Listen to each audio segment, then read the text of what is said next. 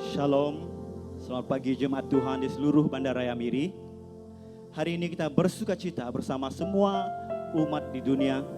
Kita ingin merayakan kebangkitan Yesus pada hari ini. Mari kita bersama-sama mengucap syukur kepada Tuhan atas pengorbanan Tuhan di kayu salib bagi kita. Dan hari ini kita akan merayakan kemenangan Yesus. Hari ini Yesus bangkit atas maut. Yesus sudah mengalahkan maut. Oh haleluya Tuhan, haleluya Bapa. Kami bersyukur Bapa, kami bersyukur Yesus. Karena kasih-Mu Tuhan, Kau mati di kayu salib bagi kami. Dan karena kasih-Mu juga Tuhan, Kau bangkit dan membawa kemenangan bagi semua umat yang percaya kepada Engkau. Kami bersyukur Bapa, bersama semua umat di dunia pada hari ini. Kami ingin merayakan kebangkitan Yesus. So, adanya kami pada hari ini, iman kepercayaan kami sebagai orang Kristen dilandaskan atas kebangkitan-Mu Yesus. Oh haleluya Tuhan, haleluya. Hanya Kau satu-satunya yang sudah bangkit dari maut. Dan Kau sudah mengalahkan maut. Dan Kau akan menunggu bersama-sama dengan kami pada suatu hari nanti. Oh haleluya Bapa, kami bersyukur Bapa. Kau sertai setiap kami Tuhan dalam upacara kami pada pagi ini. Begitu juga Tuhan umat-umat-Mu Tuhan yang beribadah di rumah pada saat ini. Kau lawati mereka Tuhan, Kau sertai mereka dimanapun mereka berada. Oh haleluya Tuhan, kami undang hadirat Roh Kudus-Mu Tuhan menyertai kami. Pimpin dan sertai kami Tuhan dari awal hingga selesai. Terima kasih Bapa, terima kasih Yesus. Kami mohon semua ini dalam nama Tuhan Yesus, Tuhan dan Juru Selamat kami. Amin. Haleluya, kita ingin merayakan kemenangan Yesus. Mari kita rayakan kemenangan Yesus hari ini. Haleluya.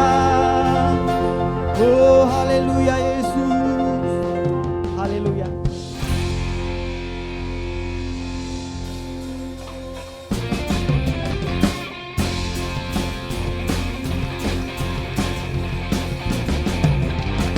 Rayakan Yesus, rayakan, rayakan, rayakan Yesus, rayakan, rayakan, rayakan Yesus, rayakan,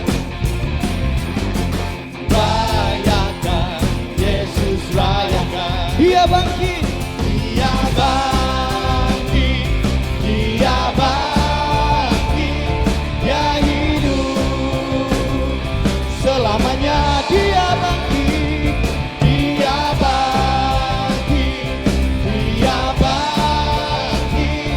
Marilah rayakan kebangkitan Tuhan kita. Rayakan Yesus, rayakan, rayakan, rayakan Yesus, rayakan, rayakan Yesus, rayakan, rayakan Yesus, rayakan. Dia bangkit, Dia bangkit, Dia bangkit, Dia hidup selamanya, selamanya.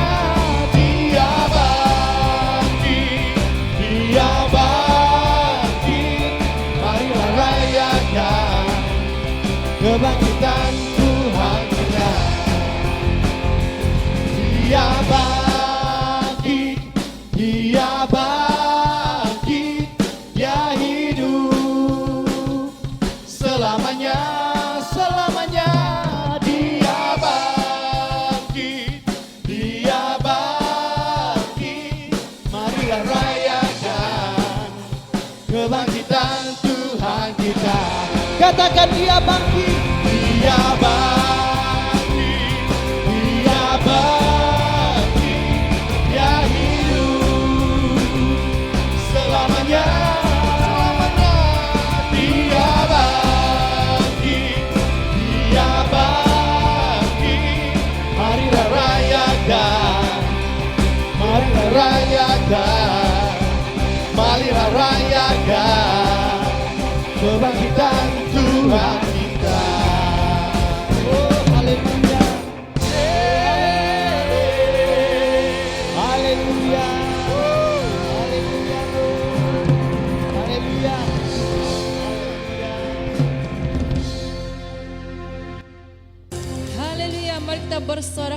Tuhan karena Tuhan Yesus telah bangkit buat kita semua. Amin. Haleluya.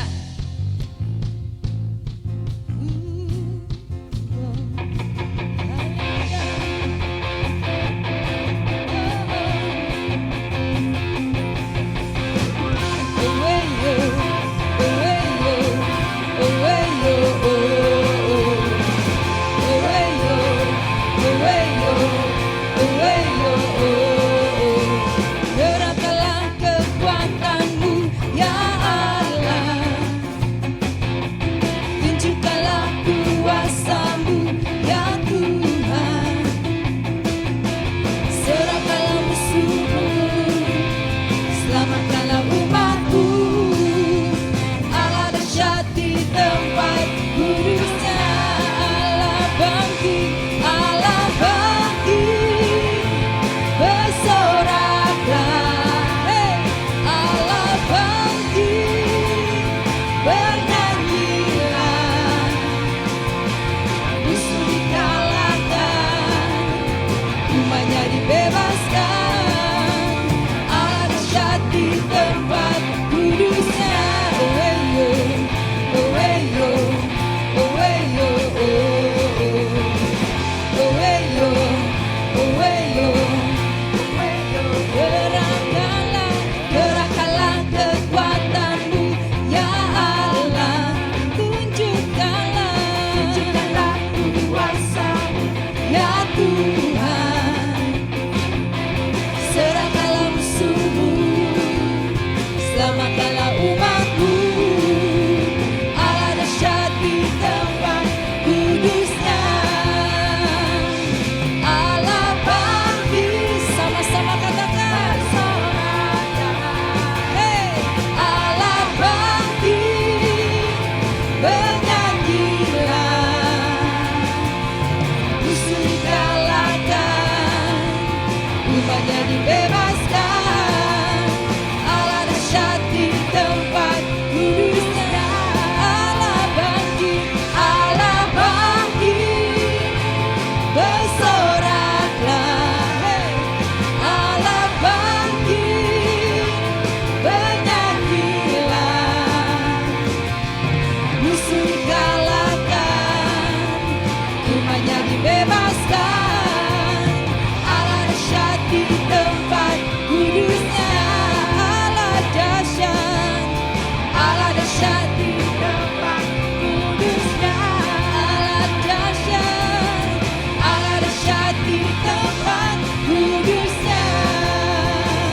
Oh hey yo, oh hey yo, oh hey yo, oh hey yo, oh hey yo,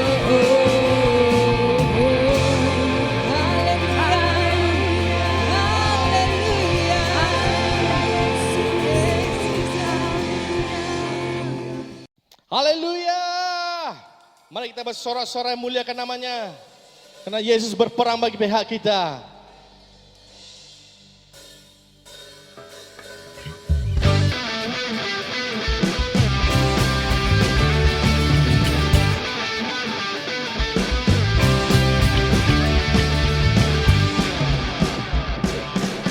Bersorak-sorai muliakan namanya, yang berperang bagi kita. Bertepuk tangan, muliakan namanya, menyelamatkan jiwa kita. Satu-satunya penebus, satu-satunya penebus, kalahkan maut, bangkitkan hidup. Tuhan yang memberi kemenangan bersama kita, di dalam kita. Masuk dalam kemuliaannya, Dia perlindungan dan pengharapan. Haleluya.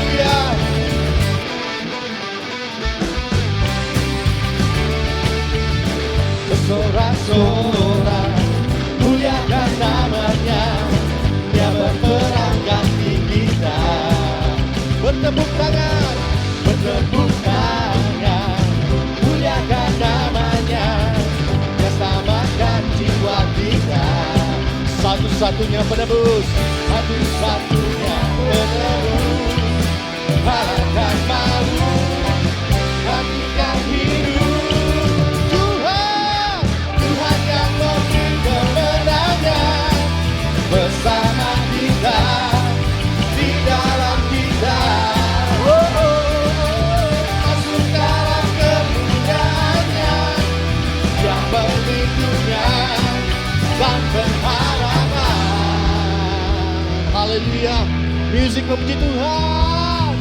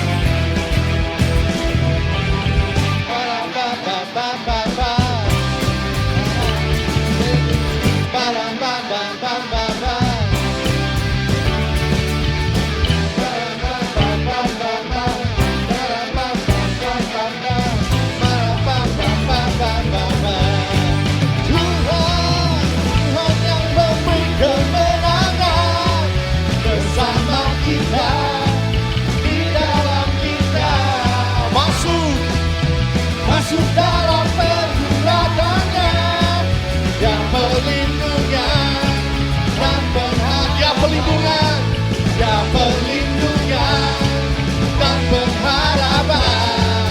Ya perlindungan dan berharapan. Para papa papa papa. Para papa papa papa.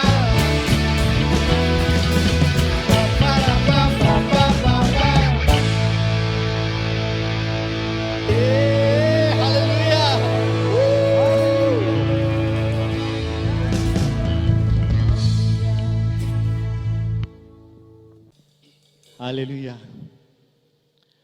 Haleluya. Oh haleluya Tuhan. Kedatangan-Mu ke dunia Tuhan merupakan anugerah yang terbesar dalam kehidupan kami. Kau adalah anugerah terbesar bagi seluruh dunia ini Tuhan. Kami bersyukur Yesus karena Kau datang untuk kami. Oh haleluya Bapa, haleluya.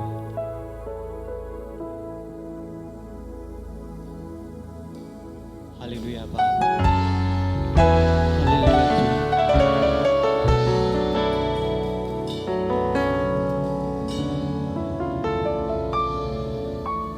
Kasih yang terindah,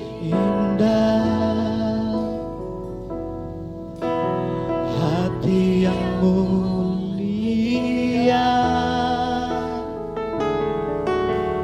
hanya ku temukan di dalam-Mu, Yesusku. Pujian dari hatiku selalu di setiap waktuku. Tiada pernah berubah kasih-Ku. Karya terbesar dalam hidupku, pengorbanan-Mu yang selamatkanku. Engkaulah harta yang tak ternilai yang ku miliki dan ku hargai. Yesus, Engkau ku kagumi.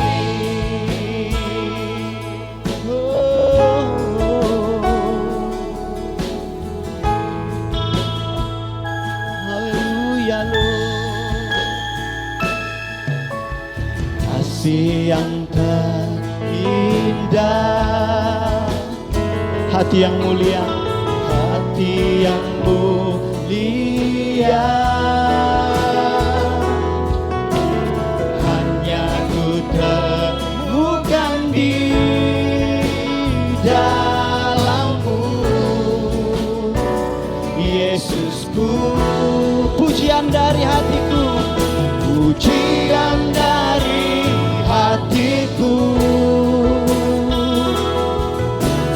selalu di setiap waktu.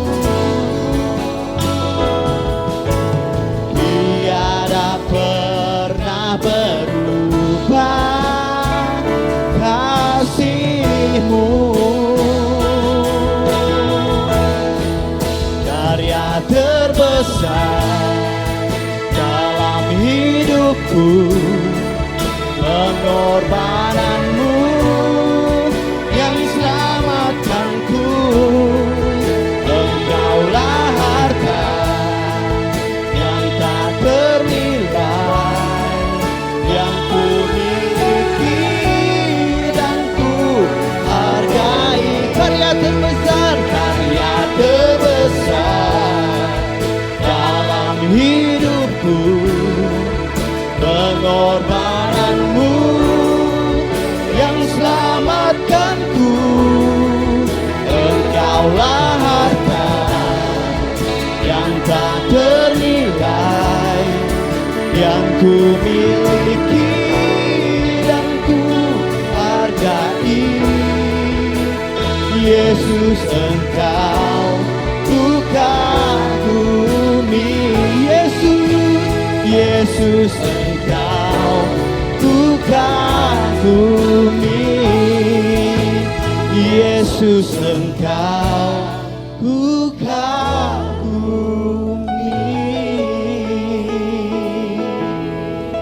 Oh, haleluya Yesus, Kau yang kami kagumi Bapa. Haleluya, Kau yang layak Tuhan. Oh, haleluya Yesus, haleluya. Oh.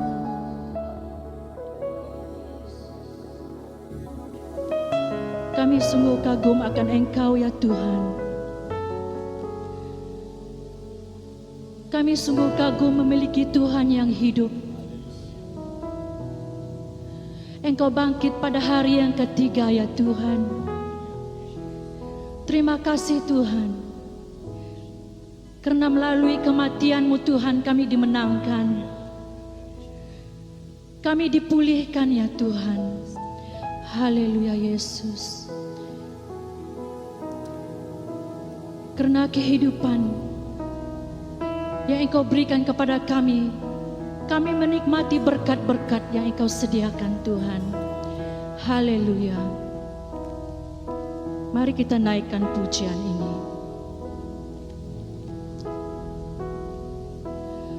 Sebab Dia hidup, ada hari esok. Sebab Dia hidup, ku tak gentar, karena ku tahu Dia pegang hari esok.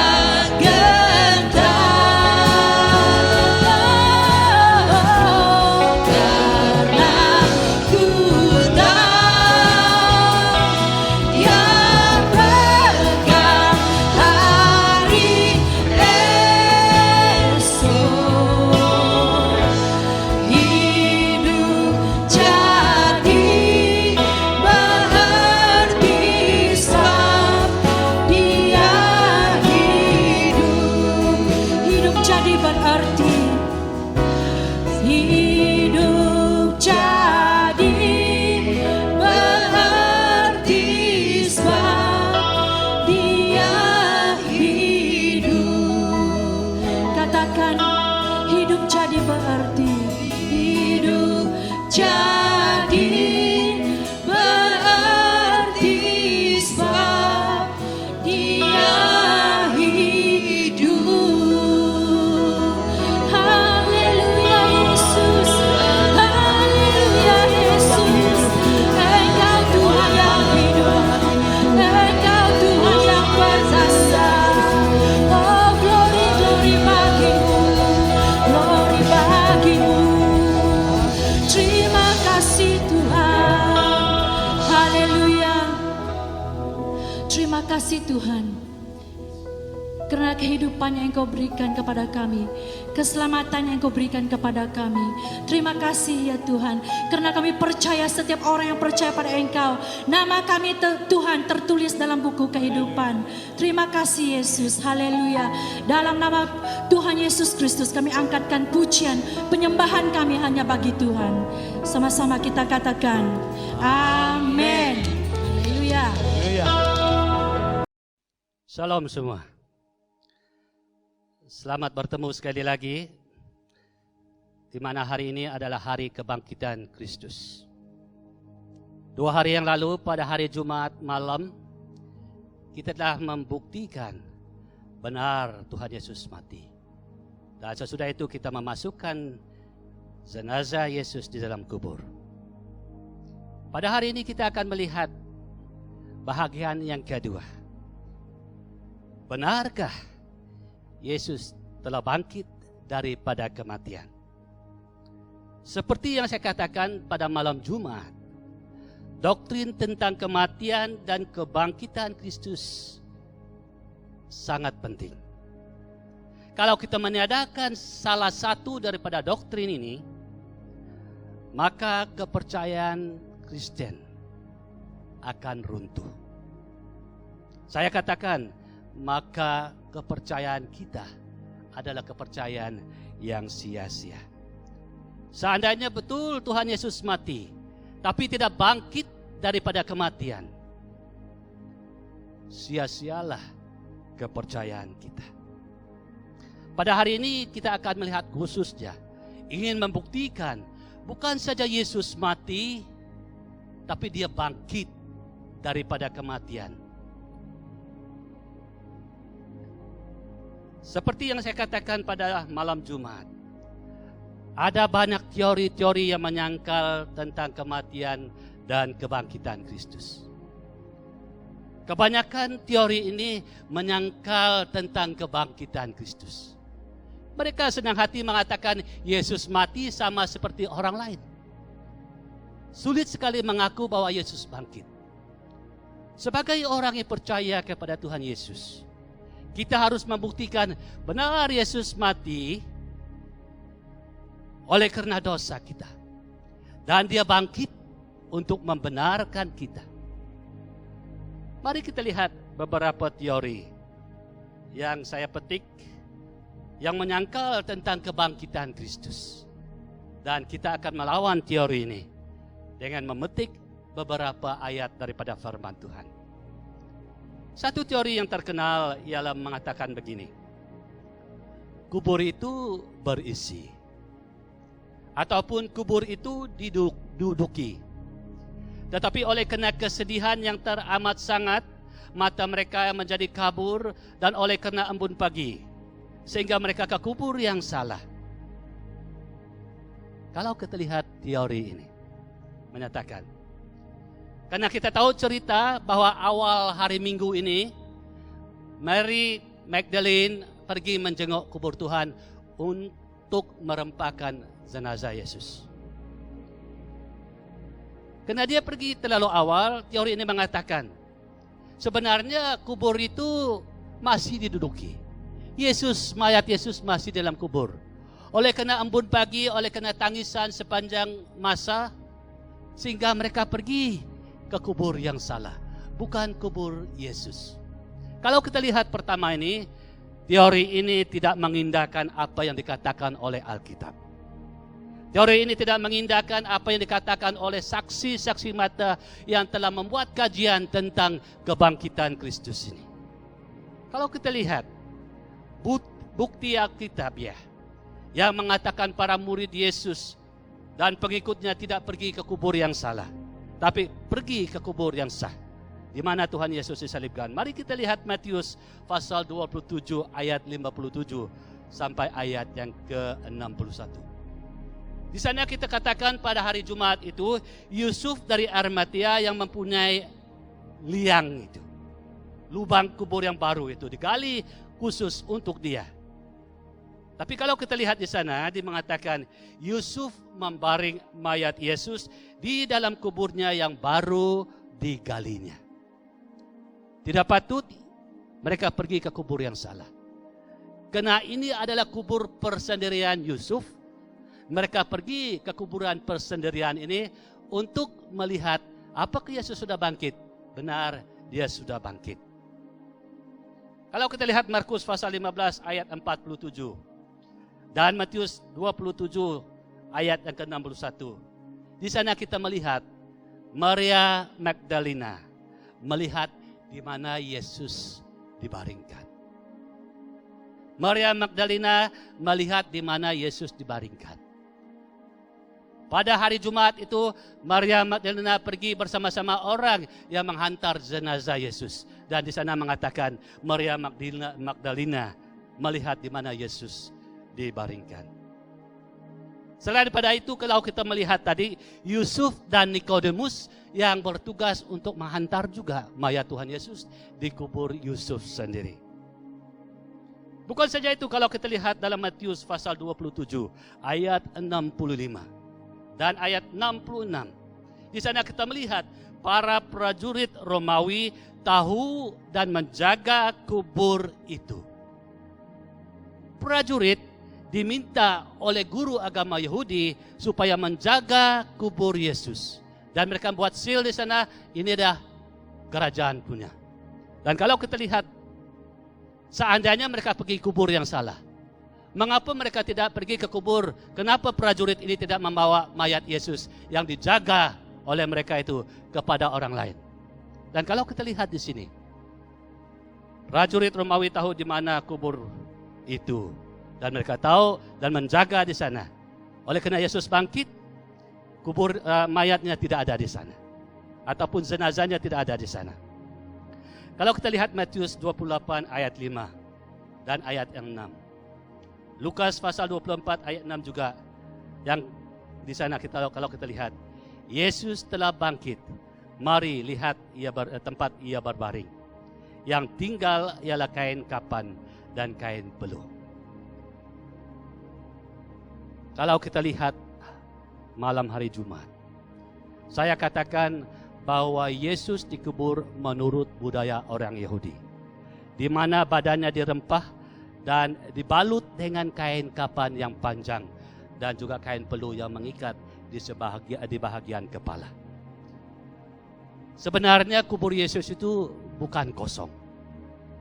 Kalau kita lihat dalam ayat tadi dikatakan bahwa malaikat Tuhan membawa mereka untuk melihat dengan mata mereka. Tengok tempat Yesus baring. Yang kedua, dikatakan dia bukan kosong. Kain kapan yang membaluti Tuhan Yesus itu masih ada di sana. Bersama kain peluh yang membalut kepala Yesus. Artinya kain itu sama seperti kepopong rama-rama yang sudah terbang. Kubur itu bukan kosong, berisi dengan kain kapan yang membaluti Tuhan Yesus dan juga kain peluh yang membaluti kepala Yesus. Yang kita tahu, tubuh Yesus, jenazah Yesus sudah tidak ada di dalam kepopong itu. Dia keluar, bangkit daripada kematian.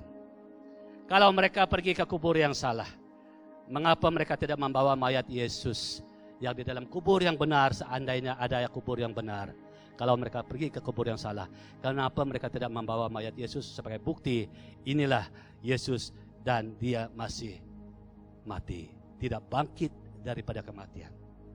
Yang sebenarnya Yesus bangkit daripada kematian, bukan murid-muridnya pergi ke kubur yang salah. Yang kedua, Kubur itu, ini teori yang kedua.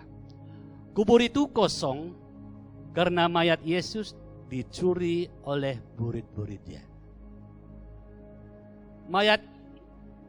Kubur itu kosong karena mayat Yesus dicuri oleh murid-muridnya. Waktu mereka mencuri mayat Tuhan Yesus, lalu murid-muridnya klaim mengatakan, oh kubur itu kosong. Tuhan Yesus bangkit. Tapi yang sebenarnya mari kita lihat bukti yang kedua ini. Betulkah mayat Tuhan Yesus dicuri oleh murid-murid Tuhan Yesus?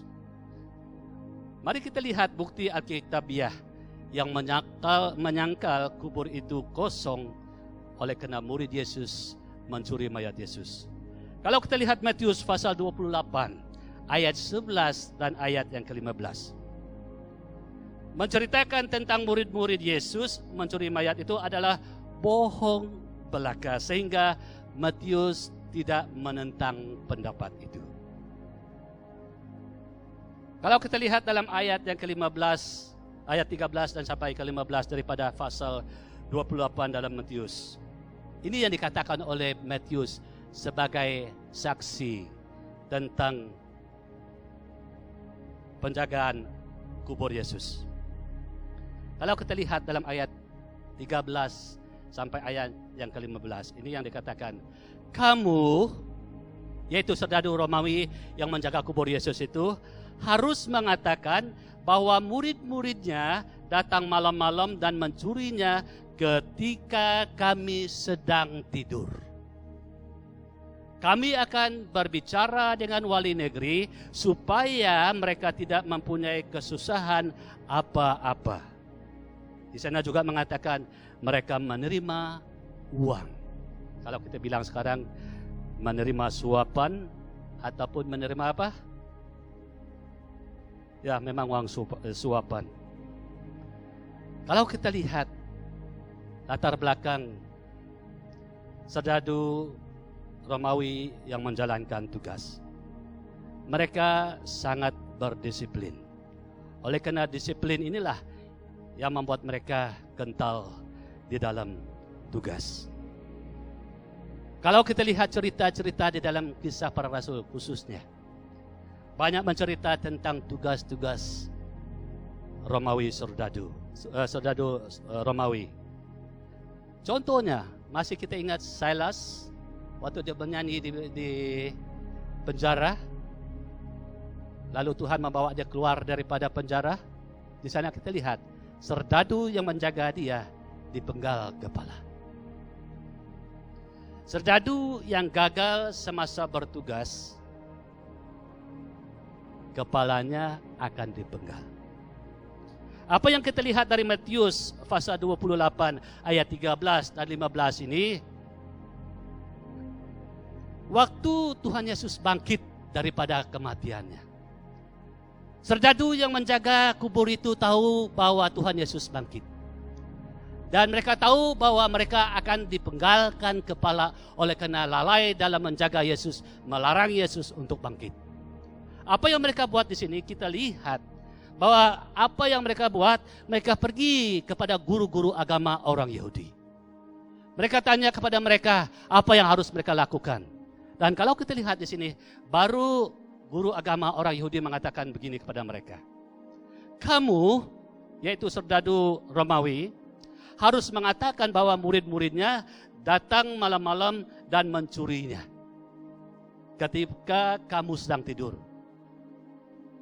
Kami akan berbicara dengan wali negeri supaya mereka tidak mempunyai kesusahan apa-apa. Selain daripada itu dikatakan bahwa mereka beri banyak uang kepada serdadu yang menjaga kubur tadi dan menggalakkan mereka, menyuruhkan mereka supaya mereka menyatakan mayat Yesus dicuri oleh murid-muridnya. Ini yang kita lihat. Tidak mudah untuk mencuri mayat Tuhan Yesus. Karena hari Jumat itu saya katakan 4 orang yang berdiri dan berjaga di depan mulut gua yang dijaga. 12 orang yang akan tidur. Kalau orang mencuri harus melalui mereka itu terlebih dahulu. Tapi yang kita lihat di sini, Di sebalik kebangkitan Tuhan Yesus ini, ada satu cerita di mana mereka bersekongkol untuk menyatakan bukan Yesus bangkit. Bukan Yesus bangkit daripada kematiannya, tapi dicuri oleh murid-muridnya. Ini tidak mengindahkan apa yang dikatakan oleh firman Tuhan. Kalau kita lihat bukti yang seterusnya. Kalau kita pergi ke mahkamah, ini saksi yang tidak munasabah.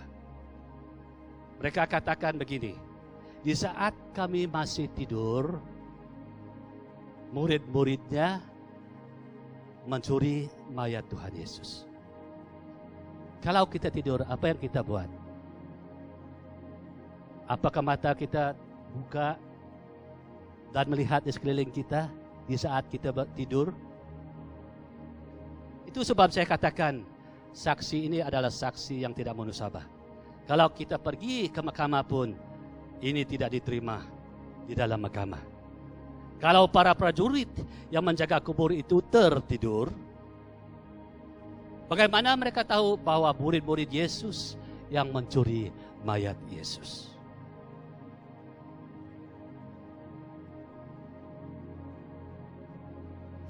Seterusnya, ada satu teori yang ketiga yang saya ingin bawakan, yaitu teori hantu. Teori hantu ini begini, Kristus tidak bangkit secara fisikal, tetapi rohnya yang menampakkan diri kepada rasul-rasul, sehingga rasul-rasul menyatakan, oh, Yesus sudah bangkit. Lagi, Kristus tidak bangkit secara fisikal, tetapi rohnya yang menampakkan diri kepada rasul-rasul sehingga mereka klaim Yesus itu bangkit. Mereka tidak percaya bahwa Yesus itu bangkit secara badani. Mereka katakan yang menampakkan diri kepada rasul-rasul itu bukan Yesus secara badani, tetapi sebagai roh yang menampakkan diri. Lalu mereka katakan, oh itu sebab mereka klaim dia sebagai Allah yang bangkit secara jasmani. Mari kita lihat Lukas pasal 24 ayat 39. Lukas pasal 4 ayat 39. Di sini kita lihat dikatakan oleh Tuhan Yesus sendiri, hantu tidak, yang pertama, mari kita lihat arti kematian. Kamu melihat kematian, kematian adalah perpisahan antara roh dan badan. Oke? Perpisahan antara roh dan badan. Jadi roh yang hanya bangkit tanpa badan, tanpa tubuh, itu bukan kebangkitan. Kalau kita lihat dalam Lukas pasal 24 ayat 39, di sana mengatakan hantu tidak bertubuh. Hantu tidak ada daging, tidak ada tulangnya. Itu yang dikatakan oleh Dr. Lukas dalam ayat 24, dalam pasal 24 ayat 39. Dan kalau kita lihat kebangkitan Yesus, apakah dia menampakkan dirinya secara roh ataupun tidak?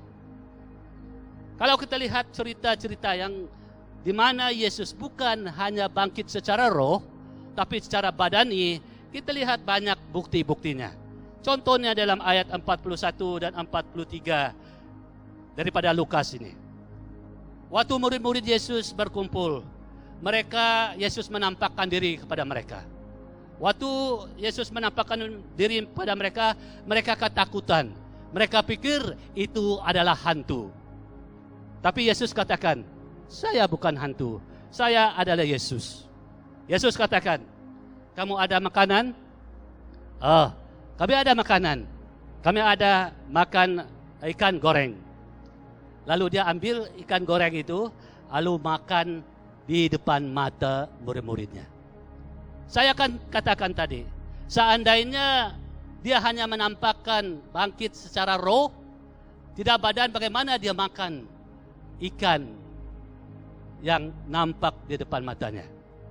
Kalau kita lihat, Yesus bukan hanya bangkit, tapi dia membuktikan dia memakan ikan bersama-sama di depan murid Tuhan Yesus dengan di depan mata mereka dia makan ikan goreng yang menyatakan dia bangkit bukan secara roh, dia bangkit secara tubuh jasmani yang Allah miliki. Kalau kita lihat di sini, teori hantu itu kita tolak. Karena hantu tidak bertubuh, hantu tidak bertulang. Tapi Yesus bangkit. Dia membuktikan bahwa dia makan ikan goreng secara nampak di depan murid Tuhan Yesus. Di sini kita melihat dia bangkit secara tubuh alamiah ini. Ada satu teori lagi. Nama dia teori pengsan. Mereka katakan begini. Yesus sebenarnya disalib bukan mati. Tapi dia pengsan. Oleh karena kesejukan waktu dia disimpan ke dalam kubur, dia sedarkan diri lalu lari dari kubur. Ini kepercayaan ini. Yesus pengsan di kayu salib. Bukan mati. Oleh karena kesejukan waktu dia simpan di dalam kubur, dia sedarkan diri lalu berusaha keluar daripada kubur itu. Di sini kita lihat mereka menyangkal kematian Kristus. Kalau kita klaim dia bangkit, dia harus mati dulu baru kita bilang dia bangkit. Kalau dia pengsan, itu bukan bangkit.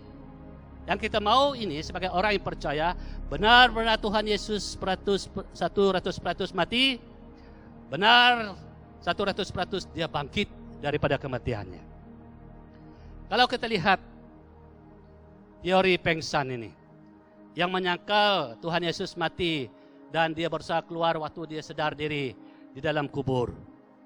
Soalan saya untuk kita, kalau benar Yesus dikubur dengan hidup-hidup, seperti yang saya ceritakan pada malam hari Jumat, dibaluti dengan kain kapan yang tebal, dan dibaluti kepalanya dengan kain peluh. Soalan saya, bolehkah dia bertahan tanpa makan dan minum dan dibiar dalam kesejukan selama 3 hari yang sepatutnya sangat memerlukan rawatan? Yang kedua, bolehkah dia melepaskan diri dari ikatan kain kapan dan kain peluh itu? Satu permainan saya dengan anak-anak saya waktu kecil. Kalau kami sebelum tidur biasanya kami bermain di katil. Kadang-kadang saya akan membalutkan anak saya dengan selimut sehingga dia tidak dapat bergerak untuk melarikan diri. Kita melihat Tuhan Yesus ini. Bolehkah dia melepaskan diri secara manusia dari ikatan kain kapan itu? Yang seterusnya, kalau dia boleh keluar daripada kain kapan itu, bolehkah dia menggulingkan batu penutup kubur itu? Yang saya katakan pada hari Jumat itu adalah 1,5 tan kepada 2 tan. Dan kita tahu tangannya dipaku. Kita tahu kakinya dipaku. Kita tahu dia dicambuk sebelum dia digantung di kayu salib. Kita tahu bahwa rusuknya ditikam oleh prajurit. Bolehkah dia menggulingkan batu yang seberat 1,5 tan kepada 2 tan itu secara manusianya?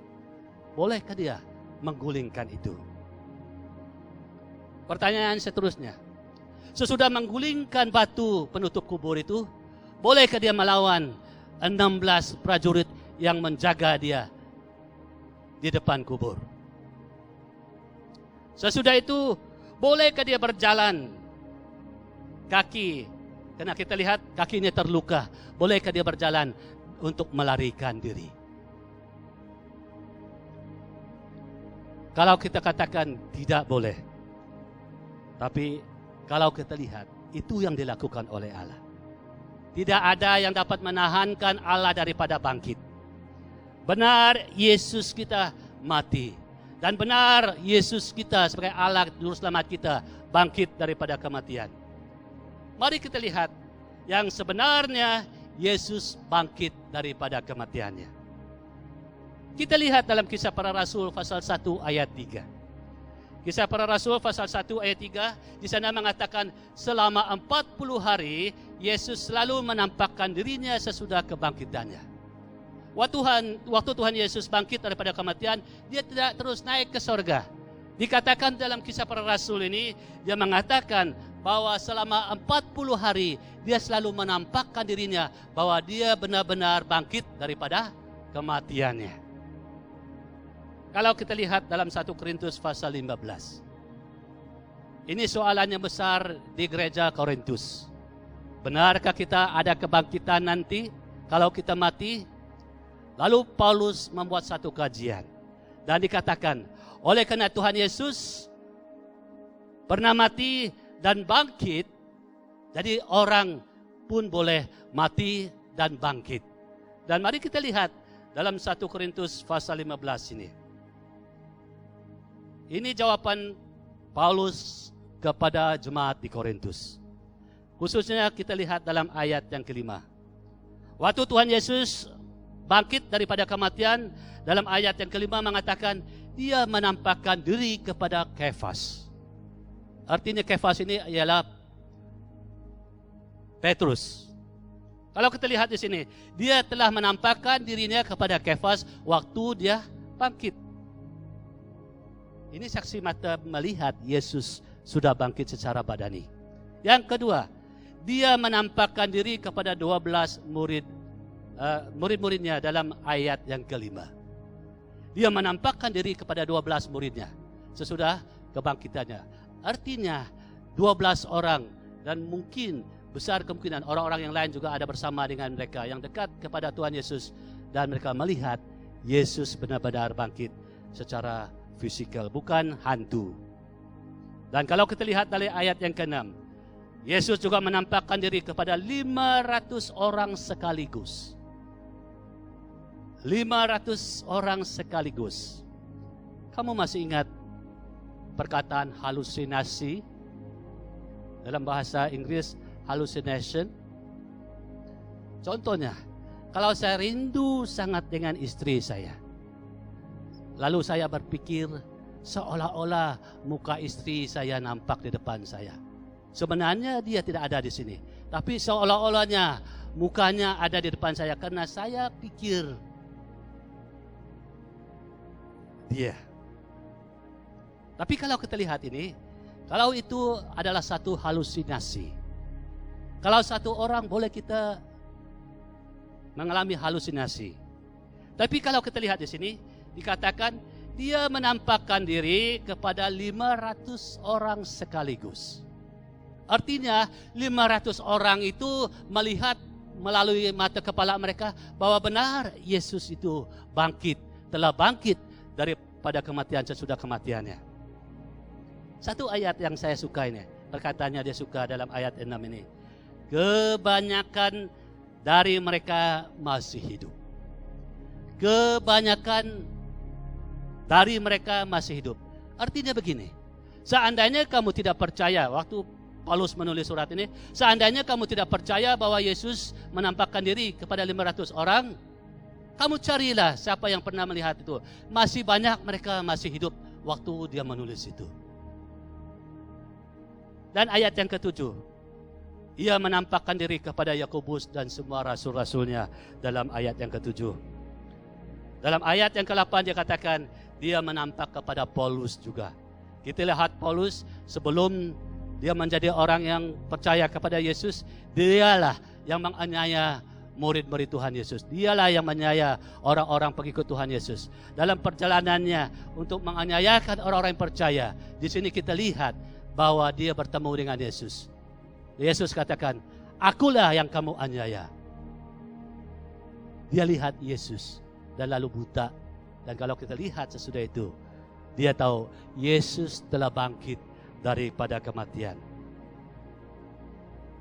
Jemaat yang Tuhan Yesus kasihi, kita telah melihat benar-benar Yesus telah mati.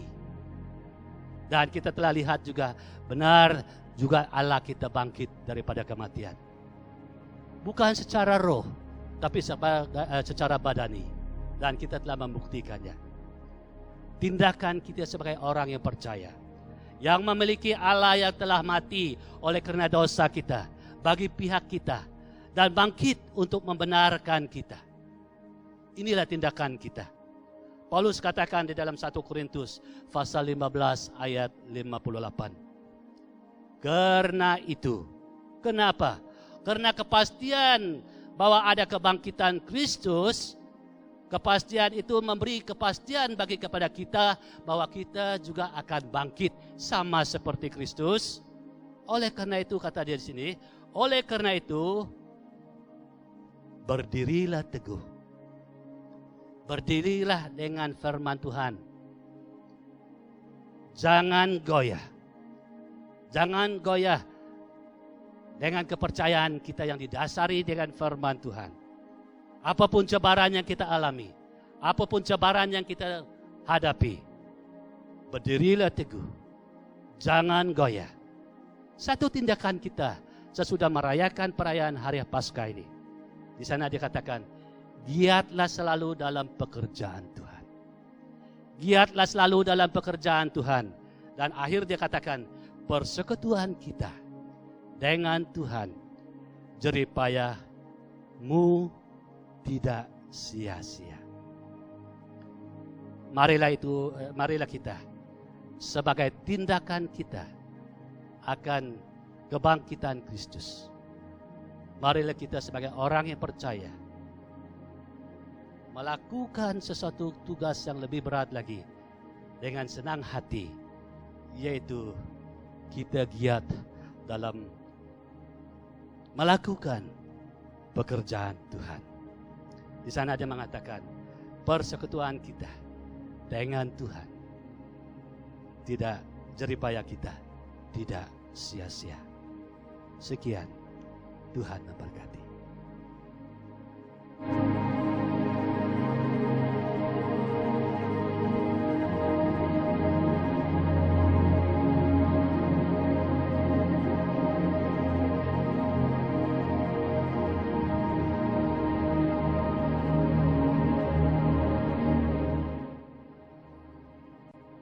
Dalam masa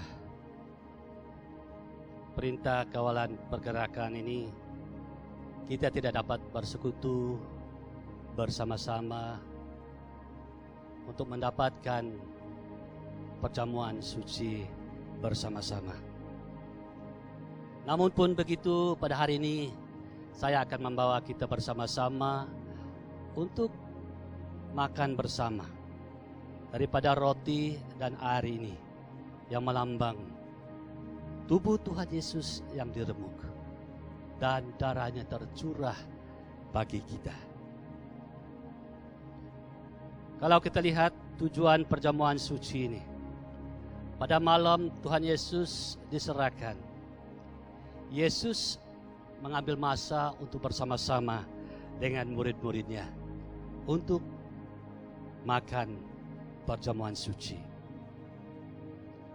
Yesus menasihatkan murid-muridnya supaya mereka melakukan perkara tersebut selalu sampai Tuhan Yesus datang kedua kalinya sesudah kematian dan kebangkitannya. Kalau kita lihat perjamuan suci memperingatkan kita semua pengikut Kristus tentang kematiannya. Roti melambangkan tubuh Kristus yang diserahkan bagi kita, dan air melambangkan darah Yesus yang tercurah bagi perjanjian pengampunan dosa kita. Peringatan kita sebagai kepercayaan pegangan BM. Setiap kali kita berkumpul, roti itu tidak berubah menjadi tubuh Kristus. Dan air itu tidak juga berubah menjadi darah Kristus. Bahkan perjamuan suci ini bukan diadakan untuk menghapus dosa kita. Tetapi tujuannya adalah untuk memperingatkan kita tentang pengorbanan kematiannya di mana tubuhnya diremuk. dan darahnya dicurahkan bagi dosa kita. Dan percaya kepadanya sebagai penyelamat kita. Setiap kali kita akan memakan daripada meja Tuhan ini, kita akan menjadi kuat oleh karena persekutuan kita di sekeliling meja makan Tuhan. Sebelumnya kita mendapatkan roti dan anggur ini. Mari kita melihat 1 Korintus pasal 11 ayat 23 sampai ayat yang ke-29. 1 Korintus pasal 11 ayat 23 sampai ayat yang ke-29, saya baca dia perlahan-lahan untuk kita.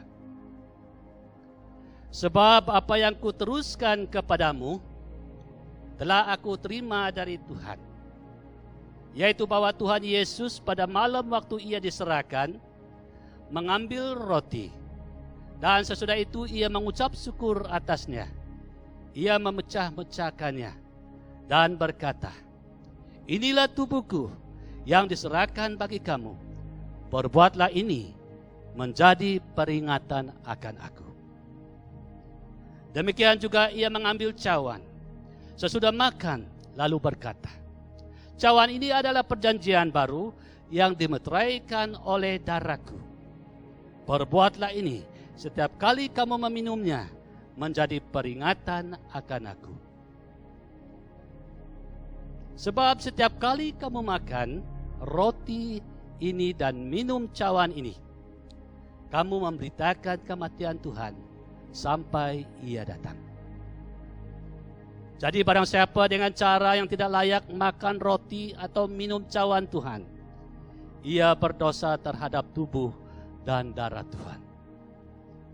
Karena itu, hendaklah tiap-tiap orang menguji dirinya sendiri, dan barulah sesudah itu kita makan dan minum dari cawan itu. Karena barang siapa makan dan minum tanpa mengakui tubuh Tuhan, ia mendatangkan hukuman atas dirinya. Sebagai peringatan kita semua, menurut pelembagaan BM, jadi semua orang yang telah dibaptis, dijemput untuk mengambil roti dan air ini. Dan sebelumnya kita mengambil roti dan air ini sesuai dengan firman Tuhan. Firman Tuhan menasihatkan kita. Marilah kita memeriksakan diri kita sebelum kita mengambil bahagian. Dan kita akan berdiri dan kita akan diam sejenak di hadapan Tuhan. Mari kita berdiri dan kita memeriksakan hidup kita. Dan kita akan diam sejenak.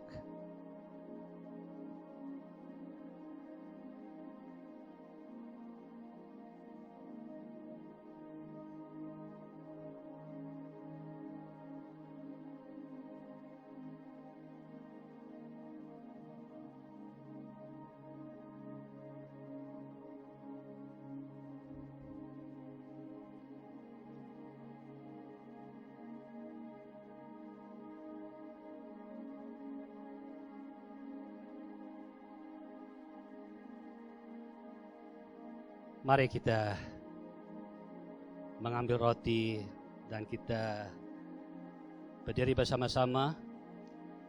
Pertama kita mengucap syukur atas tubuh Yesus yang diremukkan dan diserahkan bagi kita.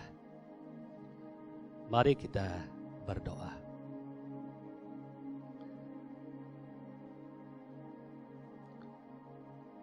Benar Tuhan, dua khotbah ini membuktikan benar Engkau telah mati dan bangkit untuk kami. Kami diperingatkan Tuhan, Engkau mati oleh karena menggantikan kami. Engkau bangkit untuk membenarkan kami.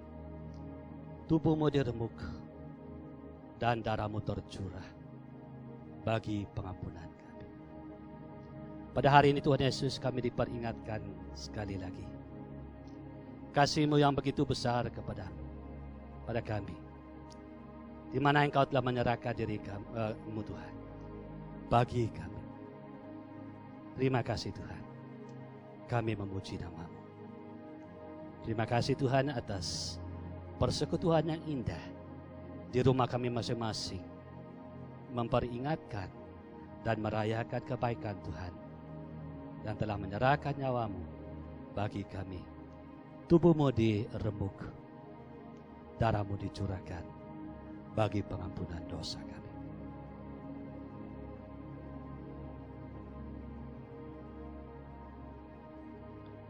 Pada malam Ia diserahkan. Ia mengambil roti. Dan sesudah Ia mengucap syukur atasnya, Dia memecahkannya dan berkata, "Inilah tubuhku yang diserahkan bagi kamu. Perbuatlah ini menjadi peringatan akan aku."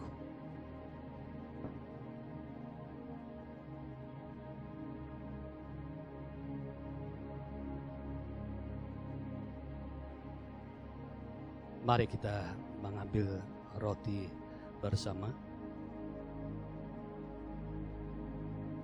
Mari kita berdiri secara dimanapun kita berada, sebagai tanda persekutuan kita mengaku bahwa roti ini melambangkan tubuh Yesus yang diremuk oleh karena kita. Mari kita makan.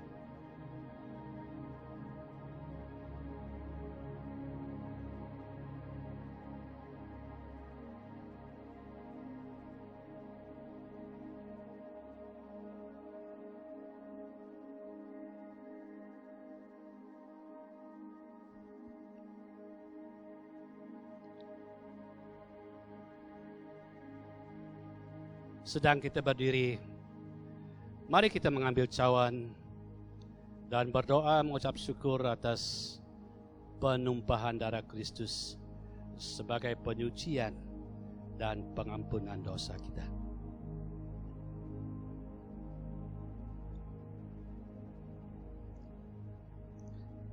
Dalam ayat 25 mengatakan, demikian juga Ia mengambil cawan sesudah makan, lalu berkata, "Cawan ini adalah perjanjian baru yang dimeteraikan oleh darahku. Perbuatlah ini setiap kali kamu meminumnya menjadi peringatan akan aku." Mari kita minum bersama.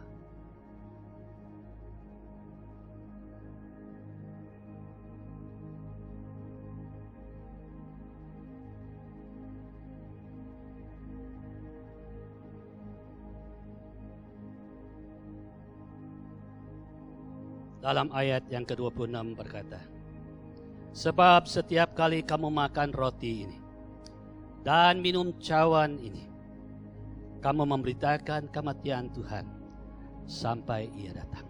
Mari kita berdoa. Tuhan Bapa kami yang ada di sorga, di saat kami tidak dapat berkumpul bersama-sama sebagai tubuh-Mu, dimanapun kami berada, hari ini kami diperingatkan bahwa benar Engkau adalah Allah yang mati menggantikan kami, untuk menebuskan kami dan memperdamaikan kami dengan Allah. Bukan saja mati, tapi Engkau bangkit untuk membenarkan kami. Perjamuan suci ini memperingatkan kami, karena begitu besar kasih-Mu buat kami.